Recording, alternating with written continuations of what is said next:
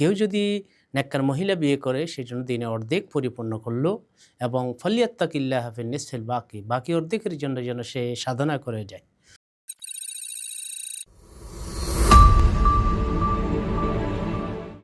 আসসালামু আলাইকুম ওয়া রাহমাতুল্লাহি ওয়া বারাকাতুহু। ইন্নাল হামদালিল্লাহ ওয়াসসালাতু ওয়াসসালামু আলা মান লা নাবিয়্যা বা'দা আম্মা বা'দ।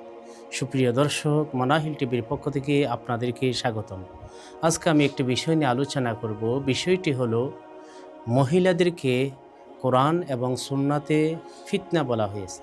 মহান রব্বুল আলামিন পবিত্র কোরআন ইরশাদ করেন, যুয়িনা লিন্নাসি হুব্বুশ শাহওয়াত মিনান নিসাই ওয়াল বানিন, অর্থাৎ সজ্জিত করা হয় মানুষের জন্য মহিলাদের কামনা, সন্তানের বাসনা। এখানে অন্য হাদিসের মধ্যে এসেছে, আলা ইন্নাদ দুনিয়া কুল্লুহা মাথা ওয়া খায়রু মাতাঈদ দুনিয়া আল মারআতুস সালিহা।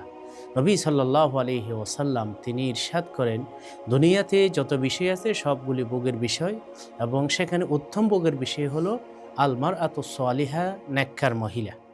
সে কারণে নেককার মহিলাদের ব্যাপারে মহানবী সাল্লাল্লাহু আলাইহি ওয়াসাল্লাম খুবই উৎসাহিত করেছেন এবং খুবই গুরুত্ব দিয়েছেন এবং এটাকে অর্ধেক দিন বলে দিয়েছেন। তাই রাসূল সাল্লাল্লাহু আলাইহি ওয়াসাল্লাম বলেছেন, ইজা তাজাওয়াজাল আবদু ফাকাদ ইসতাকমালা নিসফাল দিন, অর্থাৎ কেউ যদি নেককার মহিলা বিয়ে করে সেজন্য দিনে অর্ধেক পরিপূর্ণ করলো এবং ফালিয়াত্তাকিল্লাহ ফিন নিসফিল বাকি অর্ধেকের জন্য যেন সে সাধনা করে যায়। তবে নেককার যদি মহিলা না হয় তখন সেটা মানুষের জন্য ফিতনা হয়ে যায়। যেমন বুখারী শরীফের হাদিসের মধ্যে রয়েছে, রাসূল সাল্লাল্লাহু আলাইহি ওয়াসাল্লাম বলেছেন, মা তারাকতু বাদি ফিতনাতান আদররা আলার রিজাল মিনান নিসা, আমার পরে পুরুষদের জন্য নারী ফিতনা চেয়ে আর কোনো ফিতনা আমি রেখে যাইনি। অর্থাৎ নারীদের ফিতনাকে বড় আকারে রাসূল সাল্লাল্লাহু আলাইহি ওয়াসাল্লাম পেশ করেছেন।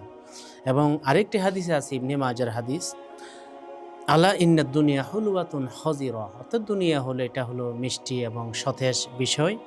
ওয়া ইন্নাল্লাহা মুস্তাখলিফুকুম ফিহা, মহান রব্বুল আলামিন তোমাদেরকে এখানে প্রতিনিধি বানাবে, খলিফা বানাবে। ফানাজিরুন কাইফা তা'মালুন, কীভাবে আমল করো সেটা দেখবে। সেই কারণে রাসূল সাল্লাল্লাহু আলাইহি ওয়াসাল্লাম বলে দিয়েছেন যে মানুষ অনেকে বিয়ে করে সম্পদের কারণে, অনেকে বিয়ে করে সৌন্দর্যের কারণে, অনেকে বিয়ে করে বংশের কারণে, অনেকে বিয়ে করে বর্তমান যুগের মধ্যে শিক্ষার কারণে। সেটা দোষের নয়, কিন্তু ফাজফার বিজাতিদ দ্বীন, ধার্মিকতাকে রাসূল সাল্লাল্লাহু আলাইহি ওয়াসাল্লাম প্রাধান্য দেওয়ার জন্য বলেছেন। এবং ধার্মিকতা যদি থাকে, সাথে যদি অন্য সম্পদ, বংশ, শিক্ষা ইত্যাদি থাকে, তাহলে এটা নূরুন আলা নূর। আল্লাহ রাব্বুল আলামিন নেককার মহিলার সাথে জীবনযাপন করার এবং ফিতনাবাজ নারীদের থেকে আমাদেরকে বেঁচে থাকার তৌফিক দান করুন। সুপ্রিয় দর্শক, আপনাদেরকে অসংখ্য ধন্যবাদ। আসসালামু আলাইকুম ওয়া রাহমাতুল্লাহি ওয়া বারাকাতুহু।